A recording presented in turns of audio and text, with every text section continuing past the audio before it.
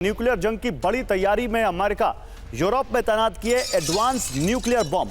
Forward position पर B6112 बमों की तैनाती की गई है। थर्मो न्यूक्लियर वेपन का आधुनिकीकरण पूरा किया है। अमेरिका के न्यूक्लियर सिक्योरिटी एडमिनिस्ट्रेशन का यह दावा है। तो क्या अमेरिका न्यूक्लियर जंग की तैयारी में है? जिस तरह से वो अपने न्यूक्लियर वेपन्स को अपग्रेड कर रहा है, एडवांस न्यूक्लियर बम यूरोप में तैनात किए गए हैं। फॉरवर्ड पोजीशन पर यह तैनाती हुई है। इसका मकसद क्या है? या अभी भी डिटरेंस है, अभी भी मैसेजिंग है, या अमेरिका कुछ और यहाँ पर उसके दिमाग में चल रहा है? क्योंकि यूरोप में अमेरिका के न्यूक्लियर बम पहली बार नहीं आए हैं, पहले से भी हैं, लेकिन एक बार फिर तैनाती हुई है। यूरोप में अमेरिका ने तैनात किए advance nuclear bomb. Forward position पर B6112 ग्रेविटी बमों की तैनाती की गई है। यूरोप के 5 देशों में न्यूक्लियर बम का डिप्लॉयमेंट किया गया है। ब्रिटेन के लैकनहीथ RAF बेस पर भी जल्द तैनाती का ऐलान किया गया है। ऐसा फ्रूट जो खेती को बना दे सुपरहिट। ड्रैगन फ्रूट उगाओ और ज्यादा पैसे कमाओ। अभी डाउनलोड करें फ्रीडम ऐप और सीखें ड्रैगन फ्रूट की खेती। अमेरिका ने थर्मो न्यूक्लियर वेपन का आधुनिकीकरण पूरा कर लिया है। अमेरिकी न्यूक्लियर सिक्योरिटी एडमिनिस्ट्रेशन चीफ जिल हर्बी का यह दावा है और RT के सोर्स जरिए हमें खबर मिल रही है। लेकिन यूरोप में कहां है न्यूक्लियर बम, यह आपको जानना चाहिए, क्योंकि यूरोप में न्यूक्लियर बमों की तैनाती रशिया और यूक्रेन के युद्ध को देखते हुए बहुत अहम है। 6 ठिकाने हैं यूरोप के जहां पर B61 न्यूक्लियर बम डिपो तैनात किए गए। कौन कौन से, जला लाइए, इस पर कैमरा जूम कीजिए, मैं यहां दिखाता हूं। यहां पर आपको देखिए, Britain, Belgium, Netherlands, Germany, Italy और तुर्की, इन 6 जगहों पर अभी यहां पर इन B61 बमों की तैनाती की है अमेरिका ने।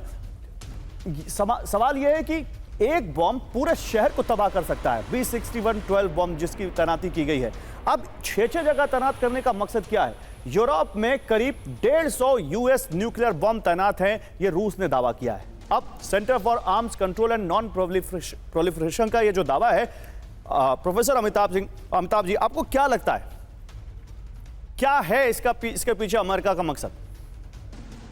देखिए गौरव, अगर आप ध्यान दिया होगा कि पीछे कुछ दिनों पहले रूस ने अपनी न्यूक्लियर डॉक्ट्रिन बदल दी थी और उसमें यह कहा था कि वो जरूरत पड़े तो कन्वेंशनल वॉर्स के, अगर यूक्रेन में कन्वेंशनल वॉर्स के जगह पे अगर उनको न्यूक्लियर वेपन का भी इस्तेमाल करना पड़ेगा तो वो उससे हिचकेंगे नहीं। और इनकी एक न्यूक्लियर डॉक्ट्रिन पहले से है जो 1999 से चली आ रही है। वो कहती है कि अगर कन्वेंशनल वेपन्स में या कन्वेंशनल वॉर में वो हारने लगेंगे तो वो न्यूक्लियर बम्स का इस्तेमाल कर सकते हैं जी। उसी का, और इसके अलावा रूस ने बेलारूस में भी अपने न्यूक्लियर वेपन्स डिप्लॉय किए हैं। तो ये वही न्यूक्लियर तनातनी है, डेटरेंस है, लेकिन उसको एक्टिव डेटरेंस की तरह दिखाया जा रहा है। और ये लास्ट डेज और last hours of Biden administration है, जब वो सत्ता में है, वो स्टेक्स बढ़ाना चाहते हैं ट्रंप के लिए भी, कि उनको लगे कि आने वाले समय में अगर न्यूक्लियर वेपन्स डिप्लॉयड हैं तो खतरा है और खतरा बढ़ेगा। और रही बात जो आपने बहल साहब से पूछी थी क्वेश्चन, कि क्या कोई न्यूक्लियर वेपन्स के डिप्लॉय करने के बाद कोई यूक्रेन और रशिया के बीच जो युद्ध चल रहा है उसमें कोई शिथिलता आएगी? मुझे नहीं लगता है कि अगले 6 महीने तक कोई शिथिलता आएगी। ट्रंप ने भी हिंट किया है कि वो अभी देखेंगे क्या होता है, और यूक्रेन और रशिया के तरफ से भी कोई पॉजिटिव पहल नहीं हुई। हाँ, ट्रंप अगले 100 दिनों में चीन जाने वाले हैं, ये उन्होंने डिक्लेयर किया है जी। तो हो सकता है कि वहां भी रशिया यूक्रेन वॉर पे बात हो, लेकिन अगले 6 महीने तक उनके पास फंड्स हैं, उनके पास रिसोर्सेज हैं यूक्रेन के पास, ये युद्ध लड़ने के लिए 6 महीने। लेकिन आपने जो एक बात कही है प्रोफेसर अमिताभ सिंह, क्योंकि मैं जनरली हम दूसरा क्वेश्चन लेते नहीं, हम फिर खबरों पे जाते हैं, फिर सवाल पे आते हैं, लेकिन आपने एक बड़ा अच्छा एंगल दे दिया इसमें कि भाई अगले 100 दिनों में ट्रंप चीन जाने वाले हैं। जब युद्ध शुरू हुआ था तो मुझे याद है विंटर ओलंपिक्स चल रहे थे चाइना में और पुतिन चाइना गए थे, उसके बाद युद्ध शुरू हुआ था। आज ट्रंप जा रहे हैं, क्या आपको लगता है कि युद्ध से कोई लिंकेज है यहां पर इस चाइना में जाने का, ट्रंप के दौरे का?